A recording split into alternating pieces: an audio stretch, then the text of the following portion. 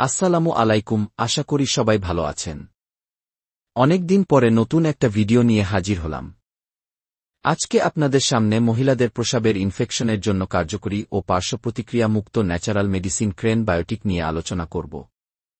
এটি radiant ফার্মাসিউটিক্যালসের herbal ডিভিশনের ঔষধ।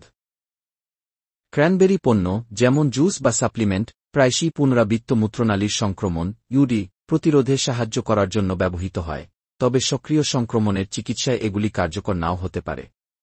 ক্র্যানবেরিতে প্রোঅ্যান্থোসায়ানিডিন ফ্যাক্স থাকে, যা ব্যাকটেরিয়া, বিশেষ করে খলি মূত্রাশয়ের দেয়ালে লেগে থাকা প্রতিরোধ করতে সাহায্য করে, যা সম্ভাব্যভাবে ইউজিএর ঝুঁকি হ্রাস করে। বিস্তারিত। ক্র্যানবেরি পণ্যগুলি সাধারণত পুনরাবৃত্ত ইউজিএর বিরুদ্ধে প্রতিরোধমূলক ব্যবস্থা হিসাবে ব্যবহৃত হয়, বিশেষ করে মহিলাদের ক্ষেত্রে। ক্র্যানবেরিতে থাকা ফ্যাক ব্যাকটেরিয়ার মূত্রনালীর আস্তরণের সাথে সংযুক্ত হওয়ার ক্ষমতাকে হস্তক্ষেপ করে বলে মনে করা হয়, যা ব্যাকটেরিয়াকে প্রস্রাবের মাধ্যমে বের করে দেওয়া সহজ করে তুলতে পারে। যদিও ক্র্যানবেরি ইউজিএর প্রতিরোধে সাহায্য করতে পারে, তবে এগুলি সক্রিয় সংক্রমণের প্রতিকার নয়।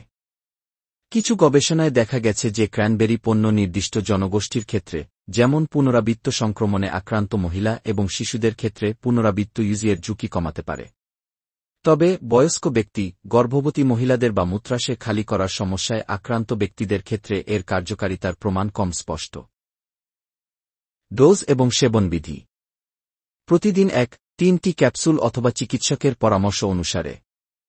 রেজিস্টার্ড চিকিৎসকের পরামর্শ মোতাবেক ওষুধ সেবন করুন। মিথস্ক্রিয়া। অ্যান্টিবায়োটিক বা অন্যান্য ওষুধের সাথে কোনো মিথস্ক্রিয়া জানা যায়নি। ক্র্যানবায়োটিক ভিটামিন বি1-2 শোষণ বৃদ্ধি করে, যা আলসারের চিকিৎসায় ব্যবহৃত ওমেপ্রাজল গ্রহণকারী রোগীদের জন্য উপকারী। বিরোধিতা। ক্র্যানবেরির সম্ভাব্য বিরোধিতা কিডনির অপ্রতুলতার সাথে এবং ইউরিক অ্যাসিড বা ক্যালসিয়াম অক্সালেট পাথর হওয়ার সম্ভাবনা রয়েছে এমন ব্যক্তিদের ক্ষেত্রে উপস্থিত থাকতে পারে। পার্শ্বপ্রতিক্রিয়া।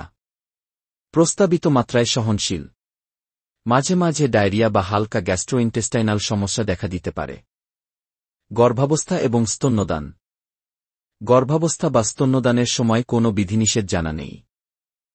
এটার মাধ্যমে উপকৃত হলে অবশ্যই লাইক দিবেন ও পরবর্তী ভিডিও পেতে চ্যানেলটি সাবস্ক্রাইব করুন। কোনো প্রশ্ন থাকলে কমেন্ট করুন। ধন্যবাদ।